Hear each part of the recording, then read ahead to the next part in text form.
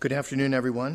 What an honor it is for me to extend official greetings to each of you at the beginning of this new academic year, and to welcome you to our annual University Convocation, an institutional tradition for us here at Stony Brook. This year's Convocation is particularly meaningful as we celebrate the life, work, and memory of John Sampson Toll, who I believe in some sense was Stony Brook's George Washington, the founding father of the university, serving as its second president, not its first, but its second president, from 1965 to 1978. Before I introduce you to a few special individuals who have come to help us celebrate and honor the memory of Dr. Toll, I ask you to join me in recognizing Mrs. Deborah Tainter Toll, Dr. Toll's wife of 40 years, who shared her husband's passion for Stony Brook and contributed significantly to this institution's success during his tenure here.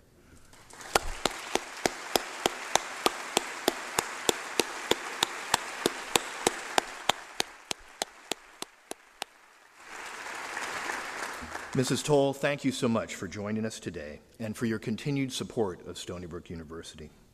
I want to extend my most sincere gratitude to you for your many years of support for President Toll and for your role in helping this university become the institution that it is today.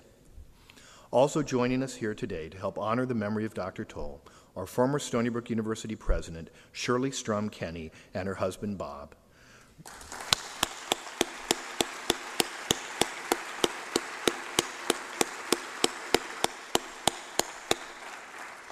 Richard Gelfond, Chair of the Stony Brook Foundation,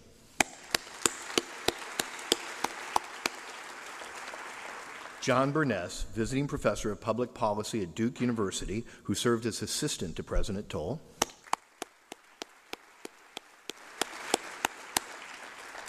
and Robert DeZafra, Professor Emeritus, Department of Physics and Astronomy.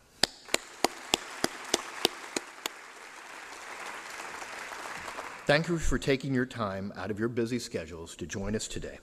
I would now like to give each of our special guests an opportunity to offer a few brief comments about President Toll from their own perspective as a means of celebrating this remarkable man for whom this year's Convocation program is dedicated. They will each come forward in the order printed in your program. We will begin with comments from Rich Gelfond, the CEO of IMAX, who was a student during President Toll's time here at Stony Brook.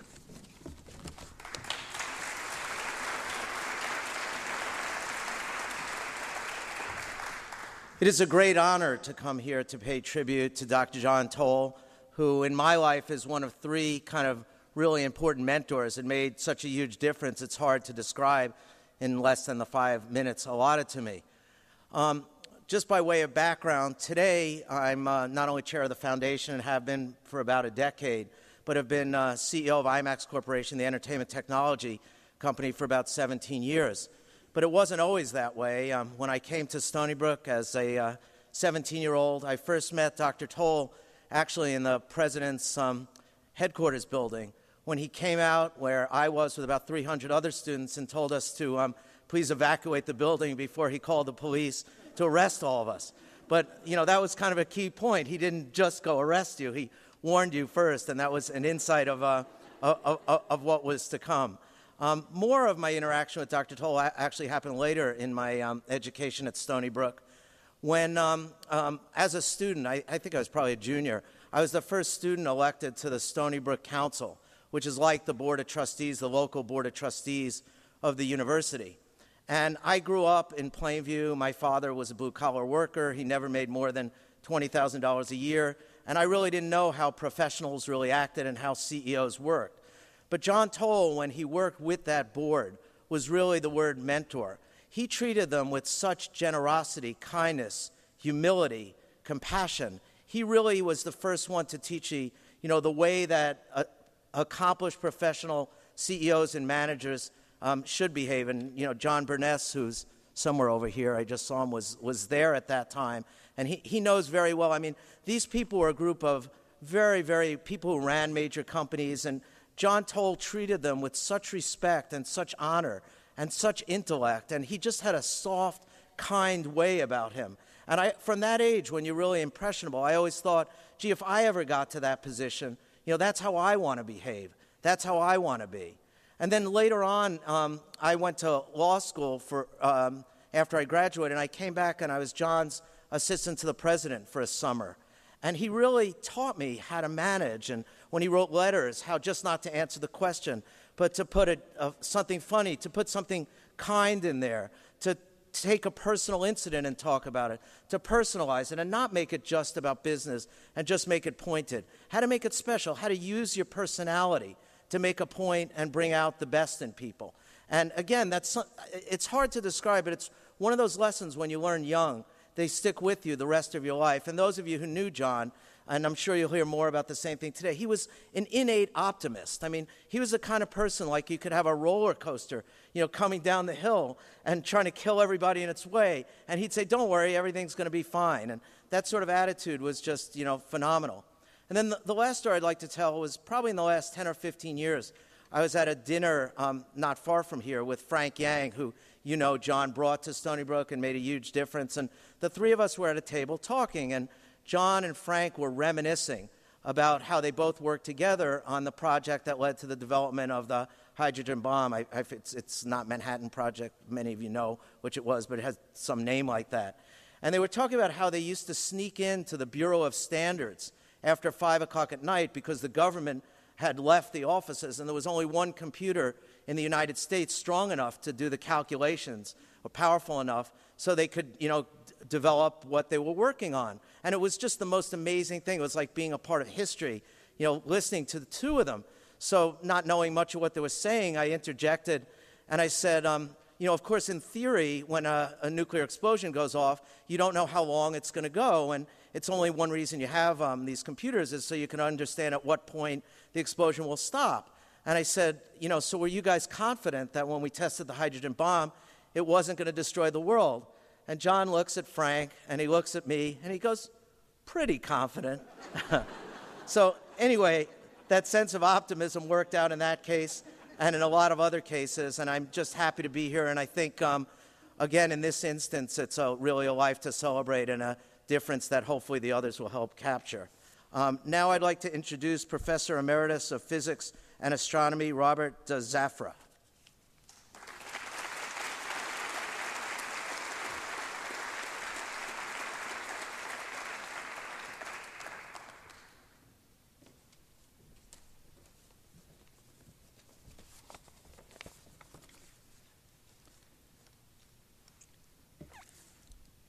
Good afternoon. Looking around, I see that many of you were probably born about the time that John Toll first came to Stony Brook. Even our esteemed current president was a high school student at that time and still a graduate student at the University of Chicago when John left Stony Brook. So there's a lot to talk about, and I'm not going to be able to cover anywhere near as much as there is to say in the appointed time. My friendship with John Toll began 57 years ago in the autumn of 1954 when I became a graduate student in physics at the University of Maryland. I'd enrolled there on the advice of one of my teachers at Princeton, where John had been a grad student. Toll had arrived at Maryland only a year before, at the age of 29, to become the youngest physics department chairman in any American university. He was already known among Princeton faculty not only as an excellent student, but also as a capable administrator. Having had the unusual responsibility, while still a graduate student in theoretical physics, of serving as the deputy director of Project Matterhorn, a major new physics research effort then starting up at Princeton. Under government support, it later grew into the Princeton Plasma Physics Laboratory, which was the nation's first effort to explore power production through controlled nuclear fusion. At the University of Maryland, Toll had pitched into the process of building a fine physics department immediately on his arrival. It was a great time to watch how Johnny did it, from my lowly perspective as a graduate student. 12 years later, after Johnny had introduced me to my first wife, and after I'd finished my degree, moved on to the University of Pennsylvania, and then to Stony Brook, John, with major accomplishments under his belt, was beginning to think of larger things. Let me backtrack a bit. In 1960, the Heald Report, commissioned by Governor Nelson Rockefeller, had called for the creation of a publicly supported real state university of New York. And that report had switched the mission of Stony Brook, then in its earliest stages of planning and construction, from that of a small undergraduate college intended for training high school science teachers to that of becoming one of 4 major university centers for the state of New York. Alec Pond and others in the self-styled Princeton Mafia had already joined Stony Brook's physics department shortly after the Heald report set Stony Brook on a new course. Thus, in 1965, and partly on the strength of the Princeton connection, Johnny was persuaded to switch from department chairman at Maryland to president at Stony Brook. I began to see a pattern here when looking over my shoulder. Either I was following John everywhere he went a few years later, or he was beginning to follow me everywhere I went. In any case, after 4 years of interim leadership without a designated president, it looked like Stony Brook was going to be in for a great ride. Those were, in fact, heady days in New York, which was the last state in the Union to establish a real state university system. Under Rockefeller's prodding, and he was pouring money into the effort in a way that only a Rockefeller would dare to think about. Toll hit the deck running at Stony Brook, quickly established good rapport with Rockefeller, also had a major influence on the entire structure of SUNY's central administration in Albany, which after all had virtually no experience in creating, let alone trying to operate, a major university system. He was soon doing the job of 3 or 4 people here and in Albany. Those were also argumentative times on campus. A subgroup of early faculty was still wedded to the small college idea of individualized instruction, with a student on one end of a log and the professor on the other, and they saw their train veering off the tracks. Toll was soon perceived by others to be only interested in a building spree, full speed ahead and damn the mud, inconvenience, and overall disruption. But Johnny could see what others couldn't, that the Rockefeller years were coming to an end, and that the state legislature could no longer sustain the outpouring of money needed for new buildings as well as the recruitment of a great faculty. It was a matter of forging ahead quickly to the front, or foundering for decades to come. But it wasn't all just about buildings. Johnny wanted good buildings rather than those like the first round of prison architecture that went up on campus. He also saw the need to build large and for the future so that buildings being put up would be adequate for the decades to come. He got the dormitory authority to enlist major architects to design new dormitory complexes, such as Kelly and Roosevelt quads, which were modeled of enlightened student dormitories in their day and still are. He put a stop to wholesale bulldozing of forests and hillsides and got new building designs, particularly dormitory quads, that were carefully planned into the landscape and preserved in integrated natural settings. It's a sobering thought that a major fraction of the dormitories and nearly all of the academic buildings and lecture halls in use here at Stony Brook, as well as the hospital and health sciences and research buildings, were either built, under construction, or authorized for construction during the Toll years. And it's rather sad that many people, for many people, those years are still remembered as the mud years. But there's no other way to get it done and get it done before the money ran out. Those years gave us the heart of both the East and West campuses as they are today, and we would have been frozen into a very much smaller shoe had Johnny not built fast, furiously, and to a large scale. But for John, building was a university meant not just putting up buildings, but also expanding the state's vision of Stony Brook, of recruiting a faculty of excellence in widely diverse fields, bringing in internationally known scholars such as Bentley Glass in biology, the Pulitzer Prize-winning Louis Simpson in poetry and literary criticism, Nobel Prize winner C.N. Yang in physics, and others in many fields to place Stony Brook solidly on the map of serious academic institutions. He lobbied for and obtained state approval for adding a teaching and research hospital with its associated medical, nursing, and dental schools and health sciences research. He began the construction of the physical facilities on the East Campus. The student body was enlarged from 1,800 when he arrived to 17,000 by the time he left. He saw the need to strengthen the operations and capabilities of the state's research foundation and made it happen. He separately created the local Stony Brook Foundation as a vehicle for endowments and independent funding of Stony Brook's growth. All of this was accomplished in just 13 years. Finally, nearly everything through the late 60s and well into the 1970s, the major portion of Toll's time at Stony Brook, had to be done to the steadily growing student protests against the Vietnam War and authority in general, and most definitely that of university presidents. Though never truly comfortable at making speeches or at large public gatherings, John Toll handled students patiently and well, especially compared to the goings-on at some other prominent universities.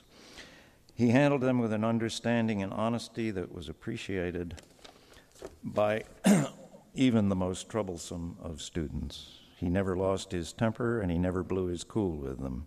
An impatient man himself, he understood their impatience.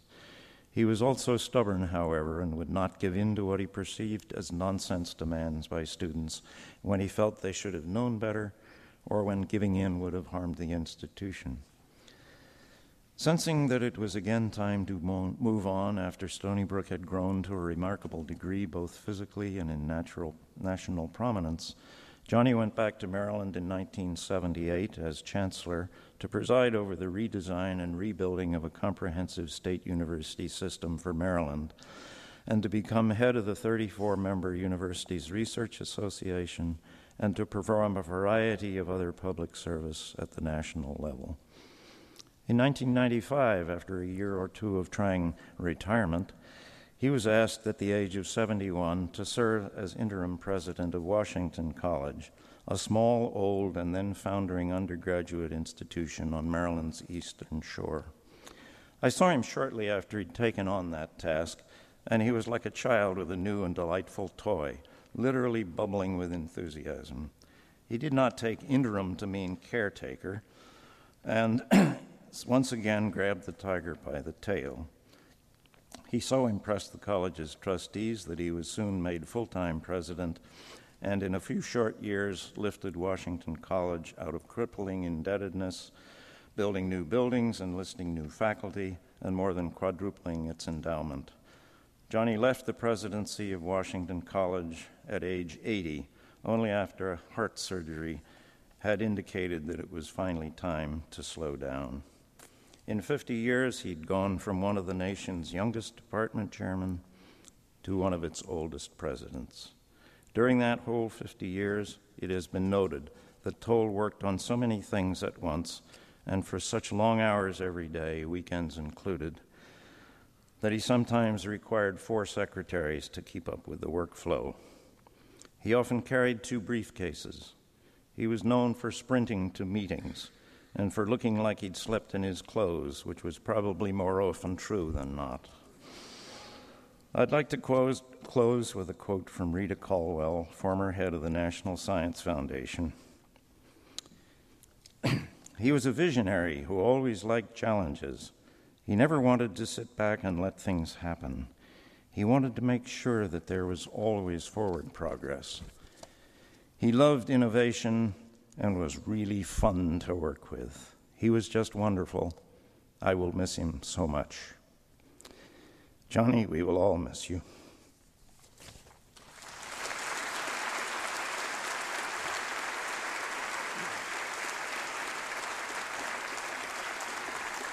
Now I'd like to introduce Shirley Strom-Kenny, 4th president of Stony Brook University.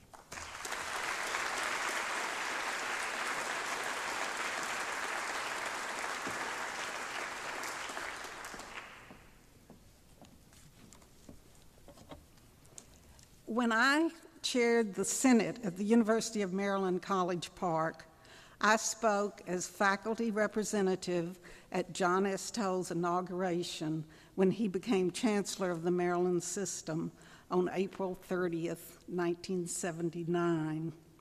He had returned to Maryland, where he had been chair of physics, after 13 years as president of Stony Brook.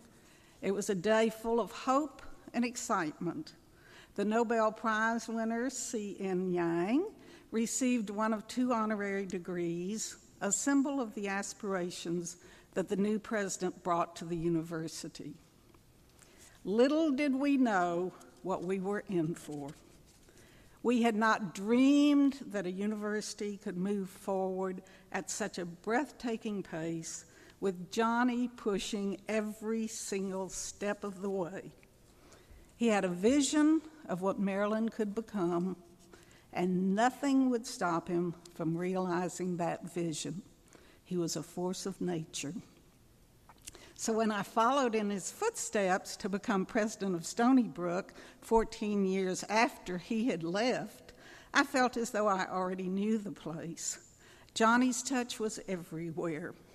In the aspirations, in the building of the physics and astronomy department as a first step, in his determination to move to greatness faster than anybody had ever managed before. Stony Brook had been created as Long Island's Teachers College. It opened in September 1957. 2 weeks later, Sputnik blasted this country out of its complacency, and Governor Nelson Rockefeller decreed that the new little Teachers College would become a great research university, New York's answer to Berkeley. There was a rapid succession of 5 chief executives in 8 years.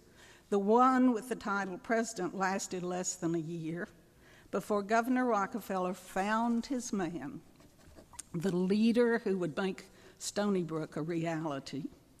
Johnny left College Park for Stony Brook, and the infant Long Island campus would never be the same.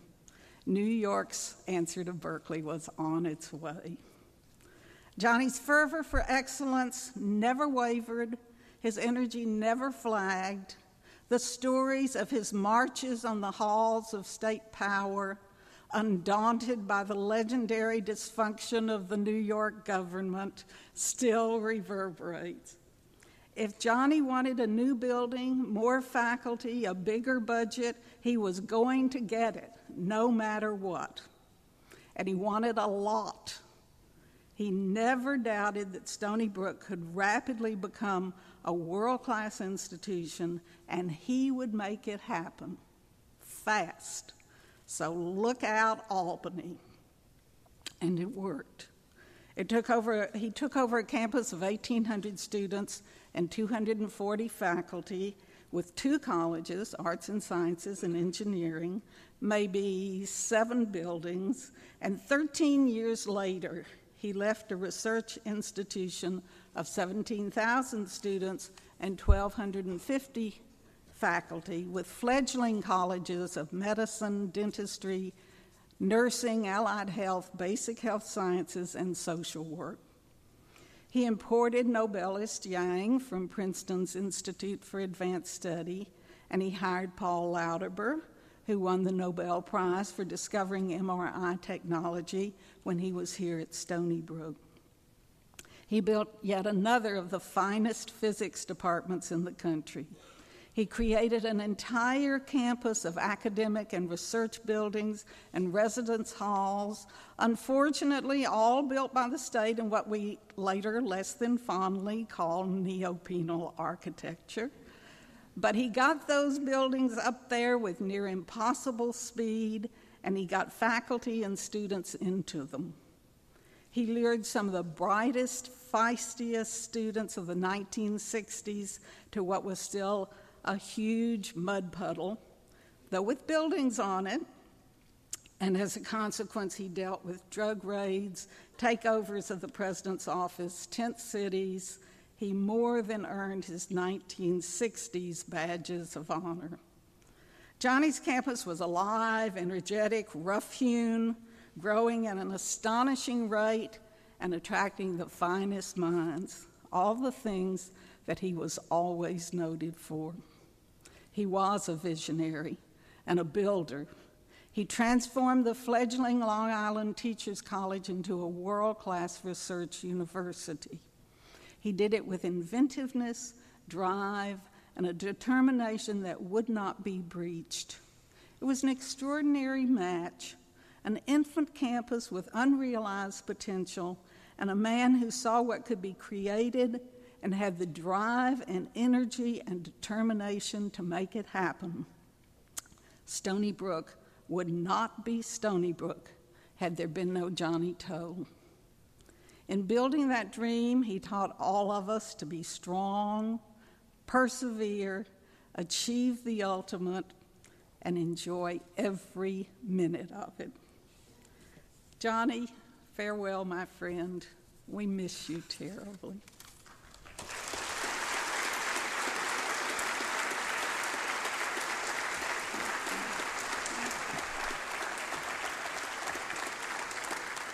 Thank you. And now I'd like to introduce John Burness, now at Duke, who was Johnny's assistant.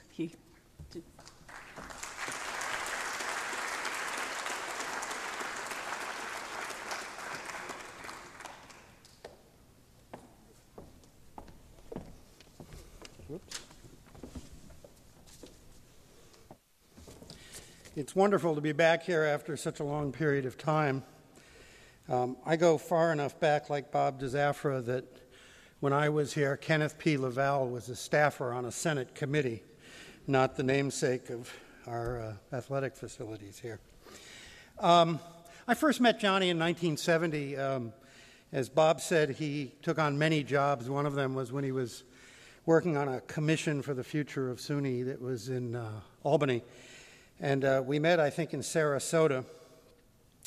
And I was struck immediately. I thought he looked like John Glenn, except he had a warmer smile and even warmer eyes. He came over right away, thrust out his hand, and said, "Hi, I'm Johnny Toll." I came away from that first meeting with him with this overwhelming sense of his intelligence and unbelievable energy, and I immediately liked him. And for the next 9 years, to continue the John Glenn analogy, I felt like I was on a rocket taking off. Bob described the famous Heald Commission report, although, Bob, you actually got one thing in it that was a little off, which is Heald actually recommended only 2 major research universities in SUNY, Buffalo and Stony Brook. And then, of course, there was a subsequent commission which recommended the creation of a major medical center here. But the whole idea was that New York State, and this was Nelson Rockefeller driving it, was going to have a great public institution which would do for this state and the nation what Berkeley, Ann Arbor, and Urbana had done for their states and the nation. The reality of the time is largely as it has been described. Rockefeller was very much in support, made sure a lot of money was coming this way. But as Bob pointed out, that soon was ending, and Johnny understood that. So I wrote down a little context and reality.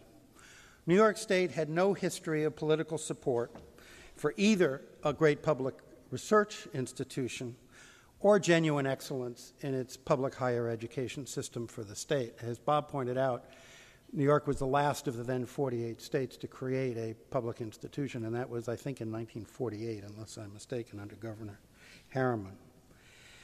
By creating 4 major research universities, it was really going to be hard to get enough money to do what these other states had figured out you needed to do to build a great campus or 2. And as has been pointed out, the 70s was an era of protest. I think I first met Rich Gelfond at one of the many demonstrations in our office. We used to categorize them by holidays. There was the pre-Halloween demonstration, there was the post-Halloween demonstration, there was the pre-Thanksgiving one. My favorite was when someone yelled out from the back of the room, "Hey, Butterball, are you self-basting to me?" That might have been Gelfond, now that I think about it. But in this era of protest, it actually complicated the mission that Johnny was trying to do for the place, because the public simply didn't understand what was going on in colleges and universities. And it made it all the more difficult, therefore, to generate the public support and the political support that was needed to create a great institution and nurture it. And as Shirley pointed out, New York's lamentable pre-audit, post-audit, most heavily regulated system in the country, a convoluted budget system, and a construction system described as neo-penal. I was actually here when Norman Mailer said that comment about the facilities here look neo-penal, and we couldn't figure out what exactly he meant by that second word. And for those of you who are more recent to understanding Stony Brook, Sarah Palin was not the first person to build a bridge to nowhere. And finally, the New York State budget, which was in terrible shape during the 70s. There were in-year rescissions virtually every year. You never knew how much money you really were going to have to do anything. And this was all the norm. This was the environment in which the Johnny Toll you've heard about was operating. He was totally undaunted by this. At heart, Johnny was a Boy Scout. It was never about him. It was always about the bigger accomplishment and goal. And in this and his fundamental decency, he really had an amazing set of the best of 19th century values. His eyes always were on the long-term objective. He took the slings and arrows of the presidency as impediments to achieving Stony Brook's greatness, and they were all just part of the cost of doing business. He never took it personally. Hurdles were something to be jumped over. He told me once when we had been rejected in one of his many building requests that, okay, what we have to do is answer their questions. They really never say you can't have it. What they say is we need more information, and in this his partner in crime was Alec Pond.